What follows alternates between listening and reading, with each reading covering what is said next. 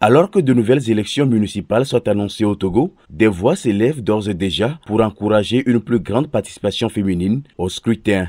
C'est d'ailleurs le bien fondé de cet atelier de plaidoyer et de sensibilisation tenu les 22 et 23 mai 2025 à Lomé. Il est conjointement organisé par le ministère de l'Action sociale, de la solidarité et de la promotion de la femme, le ministère de l'administration territoriale, de la décentralisation et de la chefferie coutumière, la Commission nationale des droits de l'homme CNDH, la grappe des organisations féministes du Togo GOFT et le réseau des femmes élues locales d'Afrique, branche togolaise, Refela Togo.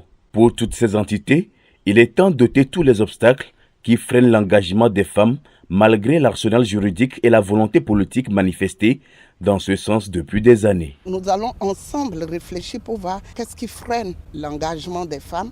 Et il faut d'abord reconnaître qu'il y en a qui hésitent encore.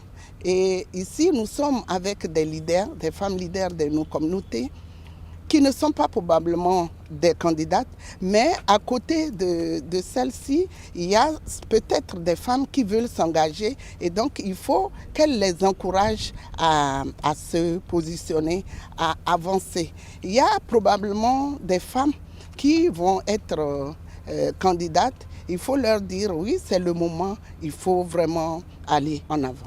Ont également pris part à ce rendez-vous au-delà des femmes leaders et d'opinion venues du pays, des femmes sénateurs, des députés, des maires et adjointes aux maires, des conseillères, des responsables des organisations de la société civile féminine et autres, des jeunes.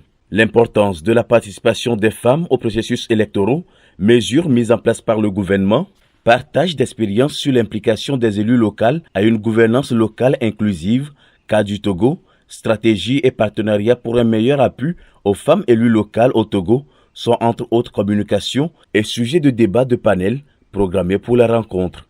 Au ministère en charge de l'action sociale et de la promotion de la femme, soutenir cette initiative a une raison principale. Une de nos missions attachées à ce ministère, c'est promouvoir la femme, faire en sorte que la femme elle soit un acteur essentiel dans le développement économique de ce pays. Quand une femme se lève, c'est toute une nation qui se met debout.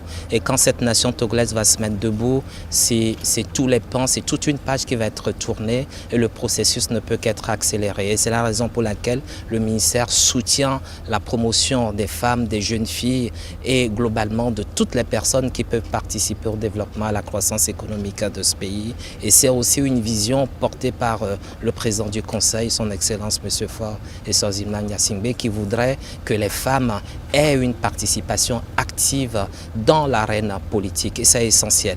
Aussi, renforcer la participation des femmes aux élections municipales au Togo, c'est bien là un sujet d'une grande importance pour le programme des Nations Unies pour le développement PNUD et le Fonds des Nations Unies pour la population UNFPA, qui sont partenaires techniques et financiers de l'initiative.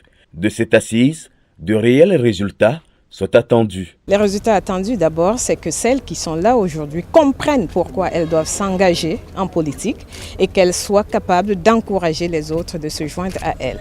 Parce que, comme nous le disons toujours, personne ne peut mieux décider pour vous-même que vous-même.